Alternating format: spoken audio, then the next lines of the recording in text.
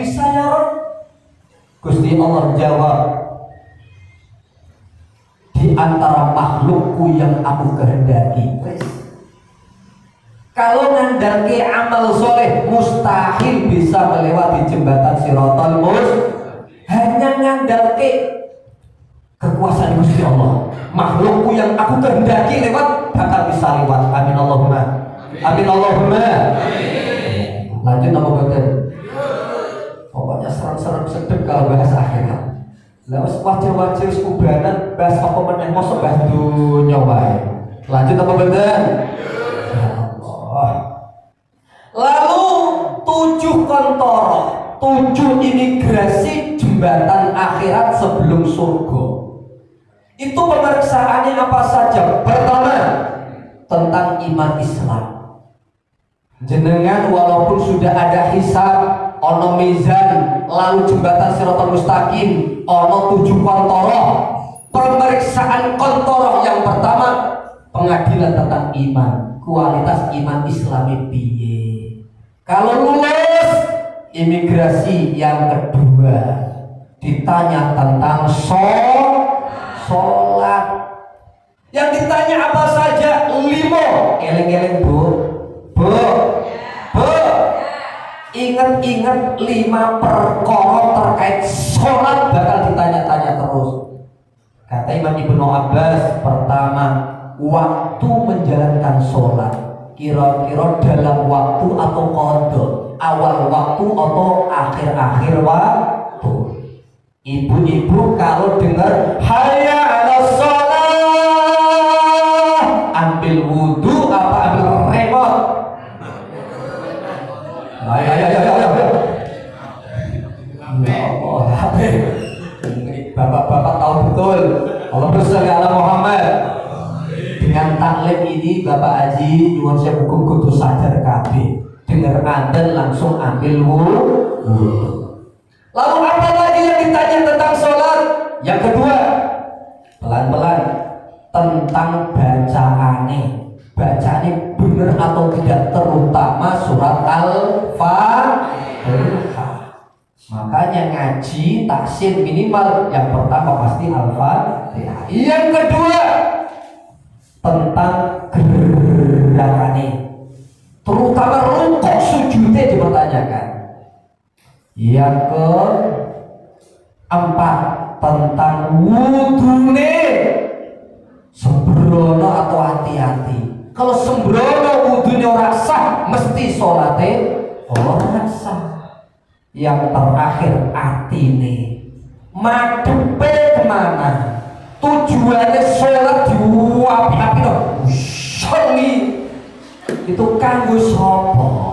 Sallallahu Nabi Muhammad. Jelas ya, guyu ibu awas ora paham.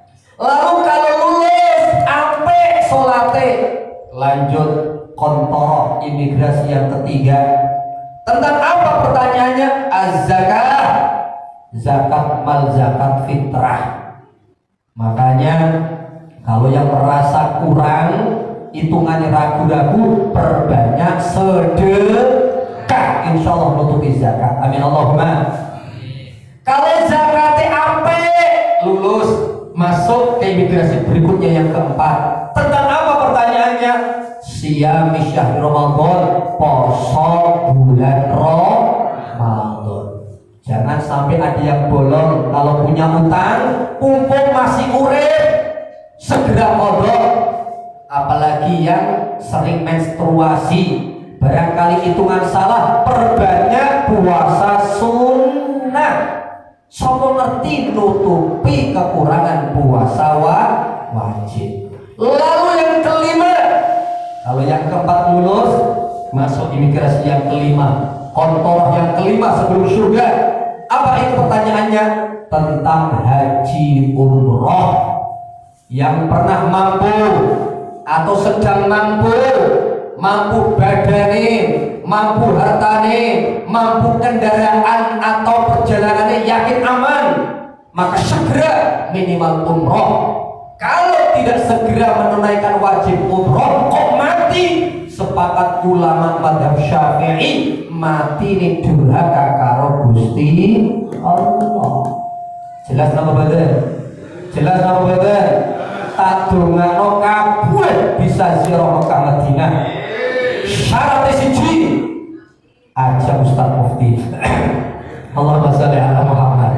Allahumma shalli ala Muhammad. Kalau lulus umroh kajine lanjut imigrasi ke-6. Apa itu? An silaturahim, tentang silaturahim. Usahakan kekancan persatuan, baik satu kompleks, satu RW, satu dusun, minimal satu kerabat, syukur-syukur kepada wong tua dijogo betul Pak. Karena di kitab Tabirul Ghafilin an silaturahim, riwayat yang lain, redaksi yang lain, an birril walid. Piye hubungannya karo wong tua bakal ditanya-tanya di imigrasi yang ke-6. Kulo jenengan rajin nelpon orang lain, jarang nelpon wong tua, durhaka atau tidak? Durhaka. Kulo jenengan brah-breh wah-wehnya nyo sama orang lain, tapi perhitungan pelit karo wong tua, durhaka atau tidak? Durhaka. Kita kumpul-kumpul gampang reuni sama orang lain, tapi jarang kumpul mandang wong tua, durhaka atau tidak? Durhaka. Kita rajin ziarah sana sini, kubur sana sini, tapi jarang ziarah kubur wong tua, durhaka atau tidak? Durhaka. Shallallahu ala Nabi Muhammad. Kalau lulus imigrasi ke-6, lanjut imigrasi yang ke-7, an al-madzalim, tentang kedoliman kepada sesama manungso atau makhluk Gusti Allah yang lain. Bapak Ibu pernah bikin nangis, bikin kecewa perasaan orang lain, menjatuhkan martabat orang lain, makan hartanya orang lain, menghina, mengutil atau ngeprank orang lain, membuli orang lain, termasuk makhluk Allah yang lain, binatang pun ditanya-tanya di imigrasi terakhir sebelum masuk surga nih Gusti. Pak, kira-kira masuk surga itu angel nombor uangnya? Maka ujung setelah menyampaikan itu Sayyidina Abdullah bin Abbas berkata, wa dzalika qauluhu azza wa jalla inna rabbaka labil mirsad. Itulah yang dimaksud 7 imigrasi, bahwa yang dimaksud ayat inna rabbaka labil mirsad, sesungguhnya Rabbku memiliki pengawasan, pengintaian, pemeriksaan. Alhamdulillah, moga-moga dapat rahmati Gusti Allah kabeh. Kalau bahasa seperti ini rasanya lemes, Pak. Lemes. Moga-moga asal rahmati Allah ya Rabb. Lanjut ayat berikutnya 15-16. Fa'ammal insanu idza mabtalahu rabbuhu fa'akramahu wa na'amahu fayaqulu rabbi akraman. Adapun menungso karakter umumnya ketika Rabbnya memberi bala ujian berupa apa? Allah memuliakannya dengan harta, wa na'amahu, dan memberi kenyamanan, kenikmatan di luar harta. Seperti apa? Jabatannya tinggi, viral, terkenal ning dunya, komunitasnya anak buahnya akeh. Di luar harta, punya rumah magro-magro, kendaraan mewah, bojo semo bahenol, bahkan mungkin lebih dari 1. Itu masuk tafsir wana amahu. Allahumma sholli ala Muhammad. Fayaqulu rabbi akraman. Menungso model yang dapat keberuntungan seperti itu ning donya berkata, Rohku telah memuliakan aku. Aku bro, aku mulya iki. Aku iki wong mulya lho ya. Bukti apa sampean kok mulya? Buktine dunyaku diberikan oleh Allah. Duitku akeh, mobilku yo akeh mewah. Kemudian pokoknya sukses usahaku. Ini kan berarti Allah sayang sama aku. Allah mulyake aku. Inilah karakter menungso yang salah. Allahumma shalli ala Muhammad. Akidah menungso yang salah. Begitu pula wa amma idza mabtalahu faqadara alaihi rizqah. Dan adapun ketika menungso diberi cobaan, sugih, sukses dunia disebut cobaan, bala, melarat pun disebut cobaan. Saya ingatkan, cobaan ternyata tidak hanya bangkrut, melarat, tapi sugih, sukses juga cobaan. Lalu menungso karakter umum, kata Allah, kalau diuji faqadara alaihi rizqah, rizkine sempit. Fayaqulu rabbi ahanan, jantenan Gusti Allah ini gak seneng karo aku. Aku hina di mata Gusti Allah. Bukti apa bro? Kok sampai merasa hina? Nyatane aku usahaku bangkrut terus. Duitku ya semono-mono wae. Penyakitan terus. Tempat tinggalku masih ngontrak dan seterusnya. Kira-kira akidah semacam itu benar atau salah Bapak Ibu? Salah. Maka disalahkan oleh Gusti Allah di ayat setelahnya, kalla. Sekali-kali gak bener akidah menungso yang seperti itu. Artinya Bapak Ibu nyuwun sewu, kemuliaan kulo jenengan itu gak ada hubungannya dengan sukses dunia. Orang-orang hubungan babar. Masing-masing uji ya. Ustaz, ya. Ayat ini ceritanya piye tah? Kok iso turun? Apakah nyindir? Apakah piye maksudnya? Sebab turunnya ayat-ayat ini salah satu saja ya. Ada orang kafir yang namanya Umayyah bin Khalaf. Siapa Bapak Ibu? Umayyah bin Khalaf. Umayyah bin Khalaf itu bukan hanya sekedar kafir, tapi musuh bebuyutan Nabi, termasuk barisan terdepan. Yang paling sering nyiksa orang-orang mukmin, termasuk Bilal bin Rabah. Setiap malamnya diseksa, dipukuli, dipecuti, dicambuk oleh Umayyah bin Khalaf. Pagi hari dirantai sampai sore dalam keadaan dijemur di bawah terik matahari, batu besar di dada sampai perut hingga nggak bisa nafas. Itu Sayyidina Bilal keluar nafas hanya berkata itu takdir. Siapa yang nyiksa? Umayyah bin Khalaf. Umayyah bin Khalaf termasuk sugih orang Mekah. Kesugihannya dari pertama dagang. Bapaknya dagang tulen. Dia sejak kecil dikenalkan keyakinan fulus adalah segala-galanya. Dengan fulus urusan mulus, tanpa fulus manfush. Ini akidah Umayyah bin Khalaf. Dia nggak kenal halal, haram, babat habis pokoknya. Di antaranya apa? Terkenal ia juru kunci.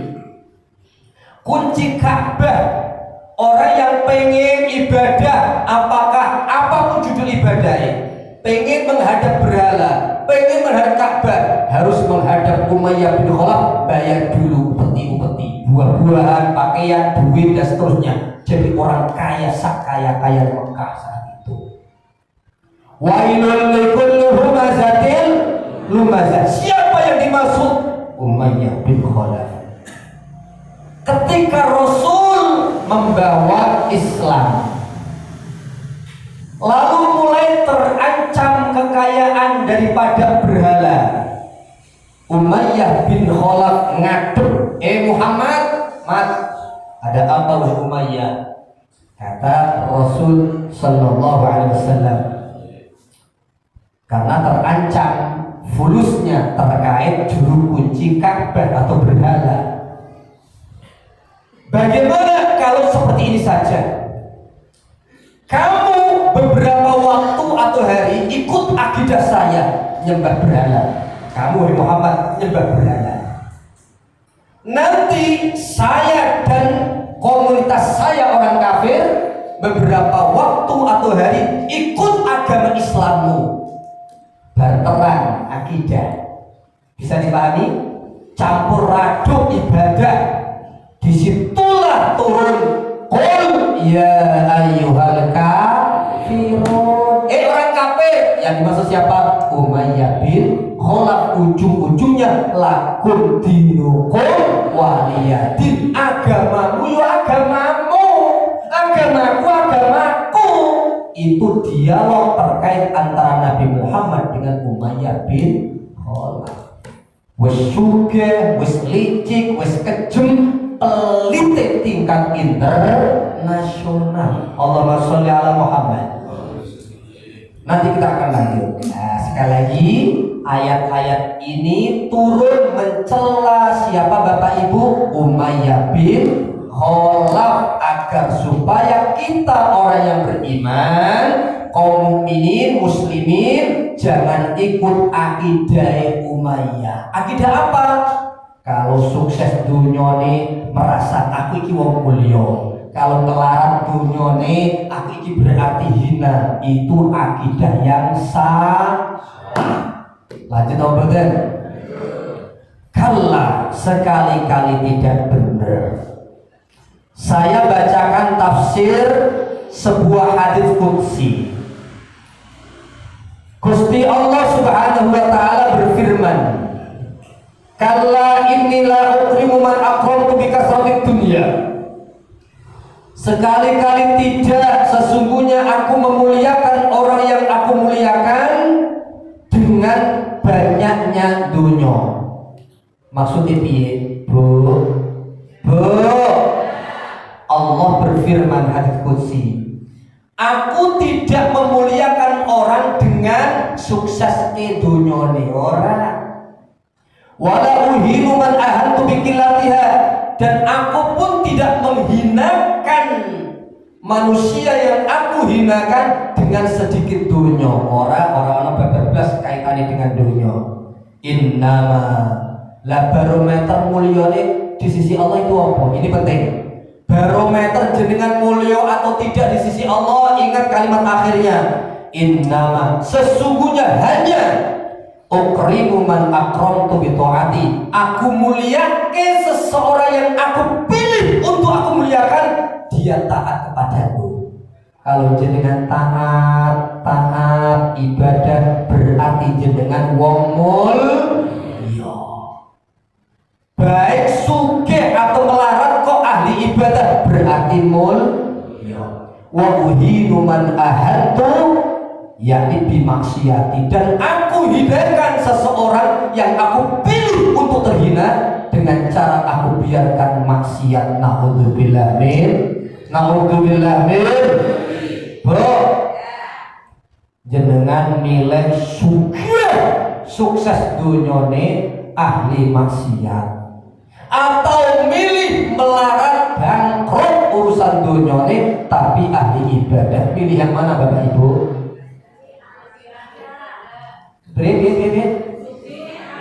Sugih ahli ibadah. Pinter ini, pinter warga sapa ta iki? Kon milih sugih ahli maksiat, melarat ahli ibadah, kok milih sugih ahli ibadah. Alhamdulillah, ingin sing kepino wae. Betul. Nah, saya pun mendoakan diri diri saya dan panjenengan muga-muga dunyane sugih, atine sugih, ahli ibadah. Kenapa demikian? Ingat, tolong diingat catatannya. Kalau bisa panjenengan, anak jenengan, keturunan jenengan sukses dunyane. Pertama, karena wong sugih itu kerap kali ucapannya lebih didengar daripada sekalipun kiai tapi ternyata melarang. Benar atau tidak? Loh, benar. Ayat awal-awal surah Al-Qalam, wahai Nabi Muhammad sallallahu alaihi la tuti' kulla hammatin masya'in binamim manna'in li khair mutadin afif utullin ba'da dzalika an kana dza malin wa banin. Hai Nabi Muhammad, ojo turuti, ojo taat, ya termasuk umat Kanjeng Nabi Muhammad sallallahu alaihi wasallam. Ojo taat, ojo dengerin orang yang buajingan tengik, ahli sumpah, ahli nindes. Ujung-ujungnya angkana damalin wabanin, mereka itu punya harta yang banyak, itu tersirat. Tidak sedikit loh Nabi Muhammad dalam kehidupan dunia wong sugih sekalipun bajingan tengik lebih didengar ucapannya oleh orang awam daripada seorang alim tapi ternyata pelan. Ini sudah ada gambarannya. Ya Allah, saya pribadi Pak pernah tinggal 11 tahun di Jakarta Timur, punya tetangga 2 bandar narkoba. Selama 12 tahun aman, gak kena razia. Lah kenapa? Tokoh maupun masyarakat awam tiap pekan setiap kakak keluarganya dibrek-brek waweknya nyoh oleh bandar narkoba yang main ganja dan narkobanya bukan kilogram, ton-tonan, beratnya ton. Ya Allah, belasan tahun orang terpenjara, sekarang sudah terpenjara karena ternyata disogok duit angka nada malin wabani. Itu yang pertama, pengaruh harta itu sangat besar. Yang kedua, kenapa mesti kita kalau bisa jadi sukses dunia ini anak putu sugih kabeh, amin Allahumma amin. Yang kedua, Rasul sudah berikrar kemelaratan kerap kali menjadikan orang musyrik, kufur, ngedukun. Allahumma shalli ala Muhammad. Saya punya murid termasuk paling sugih-sugih satu komplek zaman itu, sudah bangun masjid, bahkan nyuruh saya dana saat suksesnya sumbangan terbesar ke masjid adalah beliau. Diuji, ditipu oleh orang lain, dikhianati oleh mandor, kalah dalam tender, ambruk dunyane, ambruk orang siap iman tauhid karo Gusti Allah, hancur rumah tanggane. Mbok sekarang kemana? Bahkan kabarnya ngundang dukun terus, naudzubillah min, kadal faqru ayyakuna kufran.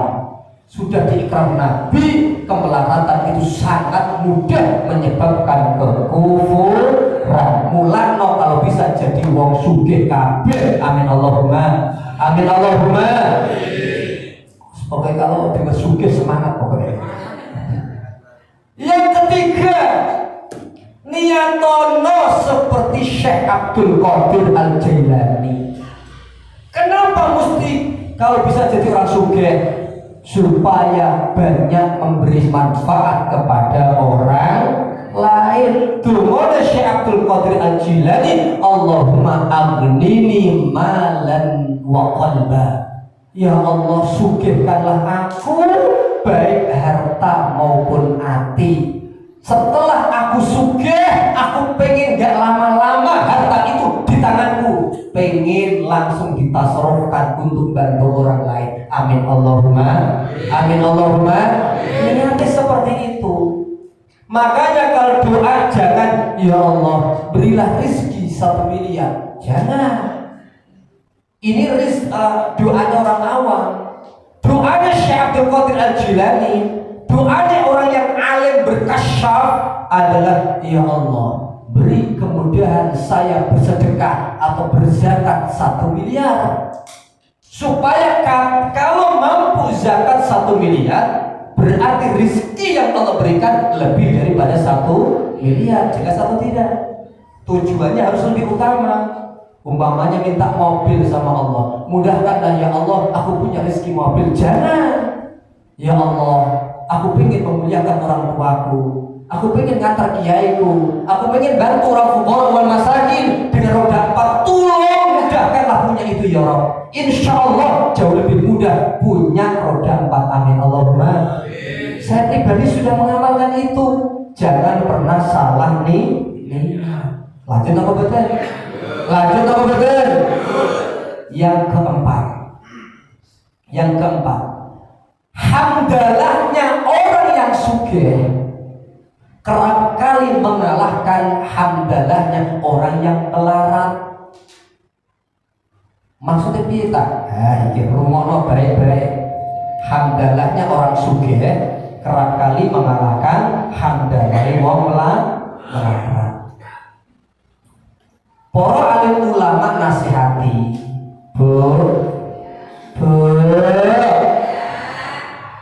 kalau bapak ibu mampu makan makanan yang paling lezat, makanlah. Kalau ada pesta makanan bermacam-macam, jangan ambil yang biasa dimakan. Yang paling langka, yang paling nikmat, ambil yang itu. Kedua, kalau minum ada pilihan yang terbaik, terlezat, ambil yang terlezat minumannya. Jangan air watah terus, air bening terus, jangan. Ini kan seolah-olah secara zahir berbeda dengan kesederhanaan Nabi. Nabi sederhana, tapi kok ulama-ulama kok nyuruh yang mewah, yang lezat, yang paling nikmat. Rungokno nasihati di akhir-akhir. Yang ketiga, kalau tidur, usahakan tidur yang paling nyaman. Jika memang mampu membeli dengan dana yang halal dan thayyibah, kasur yang paling AC yang paling keren, paling nyaman, beli saja, beli saja. Meskipun secara zahir kok berbeda dengan kesederhanaan Nabi. Ntar dulu.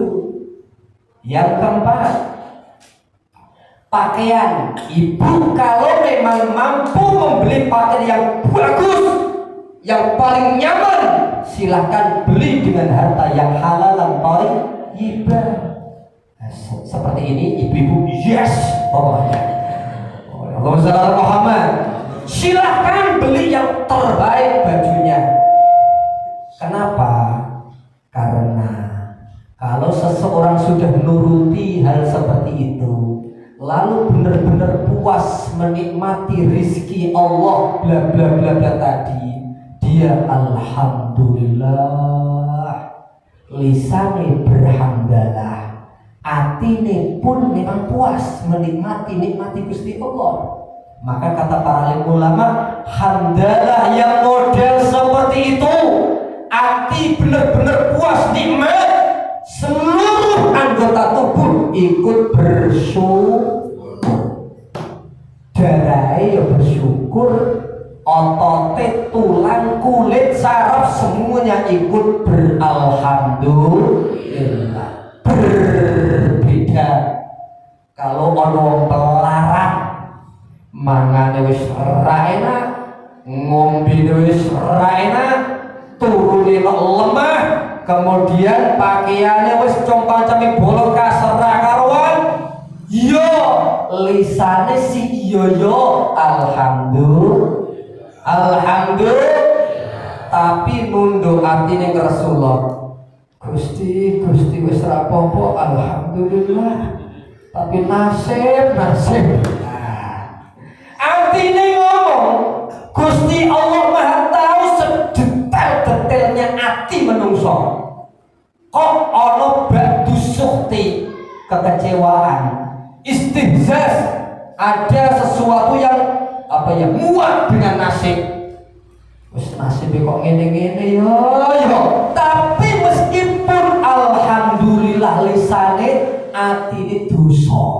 Saya ulang lagi, kata para alim ulama, atine nglakoni sesuatu yang diharamkan oleh Allah masih belum ikhlas dengan nasib takdir qadar Gusti Allah. Makanya hamdalahnya orang yang puas sugih nikmati Gusti Allah lebih gede pahalanya daripada hamdalah wong pelarat yang masih ada keresulan nasib dari Gusti Allah. Jelas atau tidak?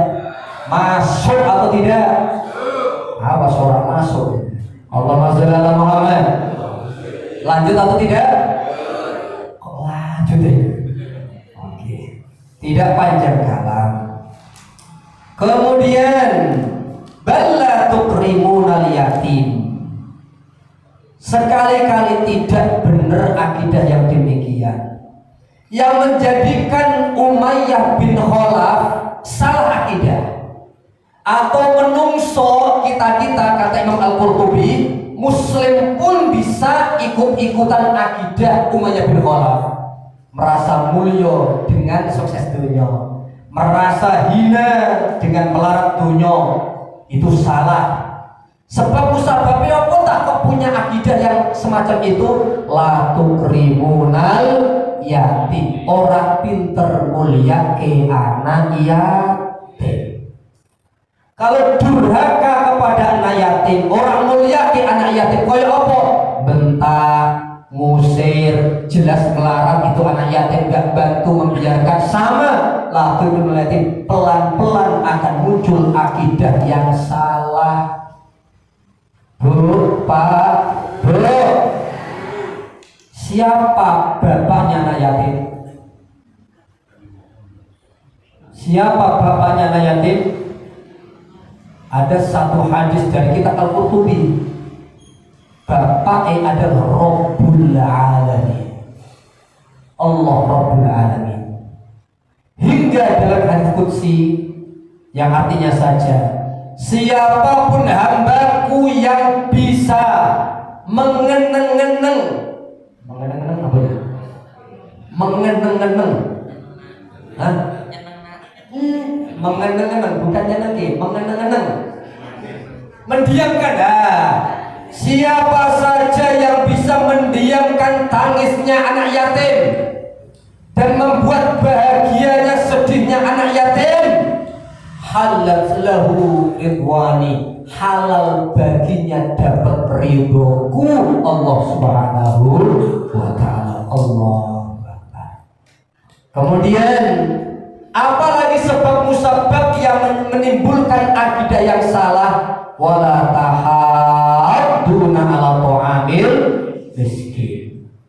Bukan hanya tidak mau berbagi kepada kaum miskin, tidak, tapi ngajak orang lain, ojo bantu wong iku jangan, nggak usah ikut nyumbang, nggak usah. Ini loh parah lagi. Kalau pelit untuk dirinya sendiri, monggo terserah, tapi jangan halangi orang yang ingin bersedekah. Zaman kita kira-kira ada nggak model seperti ini Pak Bu? Kira-kira orang mau sedekah ke musola Baitul Latif, orang nggak mau sedekah, nggak mau sedekah, ngerem, jangan sedekah. Kira-kira model seperti itu ono nggak di sini? Ada. Orangnya masih hidup. Ya Allah, Allahumma sholli ala Muhammad. Wa ta'kuluna turasa. Apalagi sebab musabab punya akidah yang salah, suka makan warisan dengan cara aklan, pemakanan lama yang campur aduk, campur mencampur. Maksudnya apa? Tafsir pertama, warisane anak yatim diemban. Ini orang anu hak seseorang seperti Umayyah bin Khalaf kok nemu anak yatim, tonggo anak yatim, wah langsung dioyok harta warisannya. Naudzubillah min. Ini pertama, maksud akal lama harta anak yatim, warisan untuk anak yatim diemban. Kedua, warisan yang lain pula seperti anak kecil, wong wedok ditinggal mati suami, mestinya dalam Islam berhak dapat warisan. Umayyah bin Khalaf orang itu orang oleh wong wedok kok nemu warisan, nggak ada. Anak kecil orang oleh diambil dioyok Umayyah bin Khalaf. Jangan sampai orang Islam seperti Umayyah bin Khalaf, akal lama jangan. Yang ketiga, maksudnya apa? Nyampur aduk yo bugawe, tapi seneng ngembat nyampur hak orang lain, termasuk utang, jarak orang pengen mengembalikan utang. Model seperti itu di sini ada tidak? Ada lagi, luar biasa. Ya Allah, moga-moga sadar, hati-hati. Termasuk akhlak lama hae orang lain tidak segera dikembalikan. Kemudian yang keempat, maksud akhlak lama itu apa? Yaquluna ma jama'ahul mayyitun ad-dhalama wa huwa 'alimun bidzalika. Memakan warisane wong mati. Jelas sepanjang hidupnya orang mati tadi itu ternyata mbogawene itu maksiat, maling, narkoba, ngerampok, korupsi. Dana yang diwariskan ternyata haram. Jelas gitu? Karena kedoliman. Tahu itu harta haram, warisan orang mati tetap diambil. Nah ini termasuk akhlak lama. Dan terus piye solusine? Coro para alim ulama kembalikan kepada Gusti Allah. Lewat apa? Kalau memang jenengan jelas dapat warisan dari seseorang yang jelas itu notabene haram bugawene, kembalikan ke masyarakat. Jadi jalankah, jembatankah, dan jangan untuk dimakan, apalagi untuk tempat ibadah. Jelas maksud saya? Oke, mangke-mangke lebar. Yang terakhir, akhlak lama itu piye tak maksudnya? Yang artinya saja, jenengan tanpa susah payah nemu warisan wong tua, nemu warisan kerabat. Perjuangannya wong tua yang mewarisi luar biasa ngumpulke duit atau harta. Jenengan nompo tanpa keringet ternyata dimanfaatkan dalam maksiat. Itu loh termasuk yang mengapa yang masuk kategori watakulu turata aklal lama. Orang digunakan dalam masalah dan manfaat. Wa tuhibbunal mala hubban jamma. Apalagi sebab punya akidah kaya Umayyah bin Khalaf, seneng dunya, seneng yang banget nget. Allahu Akbar. Shallallahu ala Nabi Muhammad. Lanjut Bapak Ibu. Lanjut wes tak ladeni pokoknya. Kalau sekali-kali jangan seperti itu, kata Gusti Allah. Ojo.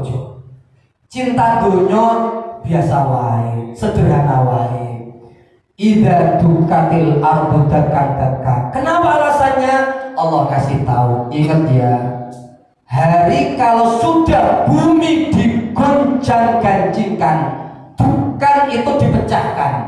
Dakkan pecah, dakka dua kali. Dakka. Maksudnya piye ta?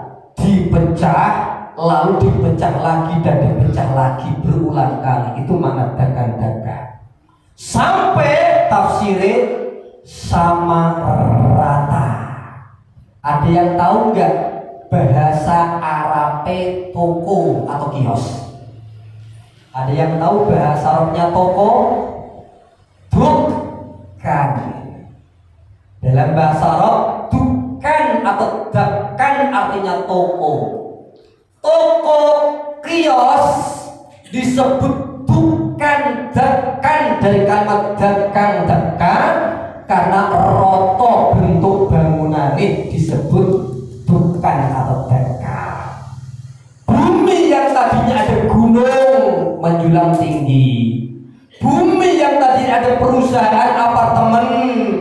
Ingat wahai menungso, jangan berbuat la tuqrimunal yatim wa la tahadduna ala ta'amil miskin wa ta'kuluna turata lama. Jangan pula wa tuhibbunal mala hubban jamma. Kenapa? Ingat kiamat kalau sudah dihancurkan sampai rototototo bumi ini. Allahumma sholli ala Muhammad. Allahumma sholli ala Muhammad. Ya Allah, rotone kaya apa? Dan keadaannya kaya apa?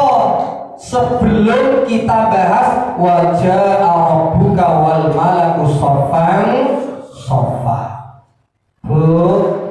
Ya Allah, Nabi Muhammad sallallahu alaihi wasallam bersabda, yuhsyarun nasu yaumal qiyamati, dalam hadis muttafaqun alaih, menungso bakal digiring dikumpulke bangkit dari kubur ala ardin di hari kiamat nanti. Mereka di atas tanah, anggap saja tanah, tapi bukan tanah seperti dunia. Pokoknya bahasa di sini warnanya padang mahsyar kaya apa? Ingat-ingat, warna tanah padang mahsyar baydoa, putih, afroa, sedikit campur merah, merona merah. Tanah lapang enggak ada, cekung enggak ada, naik rototo. Itu padang mahsyar. Warnanya apa Bapak Ibu? Putih. Kalau di hadis yang lain putih koyok perak. Tapi kalau di hadis muttafaqun alaih putih sedikit merona merah afro. Kakursotina kiyen, seperti pipi yang putih. Atau ada yang mengartikan seperti kurso itu kain, kain yang bersih, yang kaku ngeten loh. Nah, seperti ini kakursotina kiyen, laisa fihi alamun li ahadin. Kata Nabi dalam hadis Bukhari Muslim muttafaqun alaih, tidak ada tanda keberadaan bagi setiap orang mana saja yang merasa punya apartemen, rumah gede tinggi, wis ilang kabeh, roto menjadi padang mahsyar. Isine sapa wae? Malaikat, jin, menungso, binatang, burung, dan tadi wedhus dan sanes-sanesipun.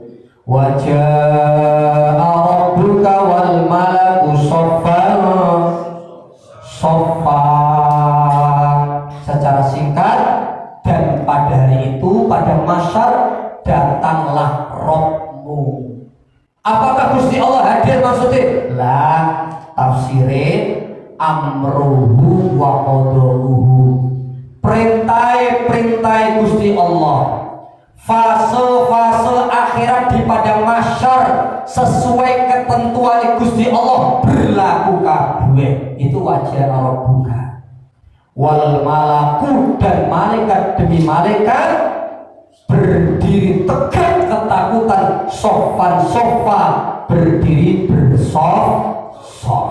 Maknanya piye? Insyaallah kita akan lanjut di episode yang akan datang. Ono kalane yang saya singkat saja, orang mukmin nanti kasusnya wafda, delegasi pilihan Allah. Namun orang kafir wirda, maksudnya ngorong haus. Terakhir hadis dari Ibnu Mas'ud, menungso pada umumnya bangkit dari mati dalam keadaan pertama apa? Sangat luar biasa.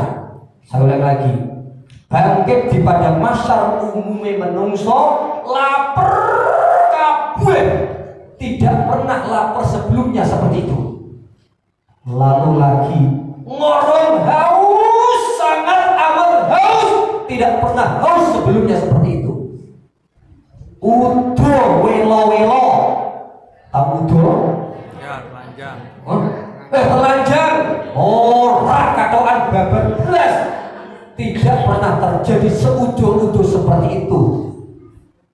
Dan masing-masing orang iso tulung tinulung dalam hadis Ibnu Mas'ud, kecuali orang yang suka memberi makan akan dalam keadaan kenyang. Amin Allahumma. Yang suka memberi minum bangkit dari kubur dalam keadaan tidak haus. Amin Allahumma. Orang yang suka memberi baju bangkit dari kubur dalam keadaan punya baju. Amin Allahumma. Dan yang suka nolong gampang ditolong. Amin Allahumma. Karena sudah pada manggung-manggung tak anggap lebar. Al-Fatihah. A'udzubillahi minasyaitonir rajim.